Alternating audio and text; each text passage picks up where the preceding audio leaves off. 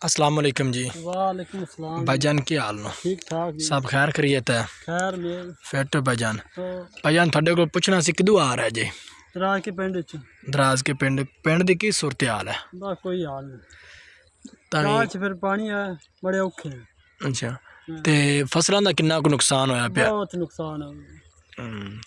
ਇਹ ਕਈ ਆਂਦੇ ਨੇ ਸਲਾਬ ਵਾਲੇ, ਕਈ ਲੋਕ ਕਹਿੰਦੇ ਨੇ ਕਿ ਸਲਾਬ ਦਾ ਮੌਸਮ ਹੀ ਨਹੀਂ, ਸਲਾਬ ਸਲੂਬ ਆਇਆ ਹੀ ਨਹੀਂ। नहीं अपने पास सैलाब आया भी है, हुण सारा फसलां डुब गई, की करिए।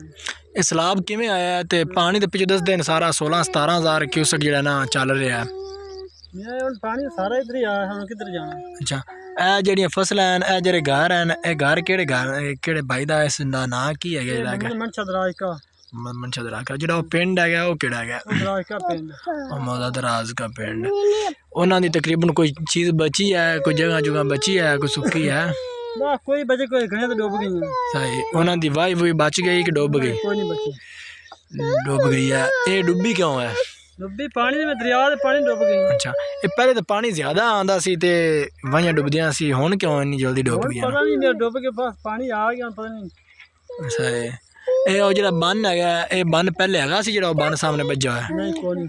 ਉਹ ਬੰਨ ਉਹਨਾਂ ਆਦੀ ਦਿਫਾ ਵਾਸਤੇ बनना है, अगला ਬੰਨ? वो दिफा वास्ते बनना है, तां तो डुबे पे हैं। ये भैंस जो ना बन दे तो क्या रोड़ा। सही। नहीं अल्लाह खैर कर सी। नहीं वो बन में उन्हें हिफाजत वास्ते ही बनना होना है यार, हिफाजत वास्ते बनना नहीं, इस गल्लों मुड़ या तो अपने तो नुकसान होया पे, उन्हें तो नुकसान कोई नहीं। सही गल है।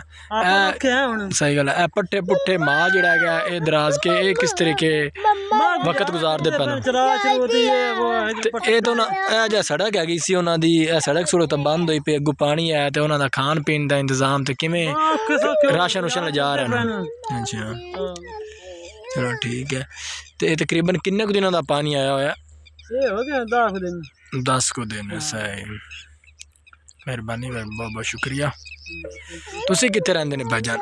हां दराज के पिंड दराज च? के पिंड रहने। अच्छा किंदे पुत्तर हैं थोड़ा? अकरम दराज का। जी ठीक हो। अल्लाह ताला यार रहम करे। चलो।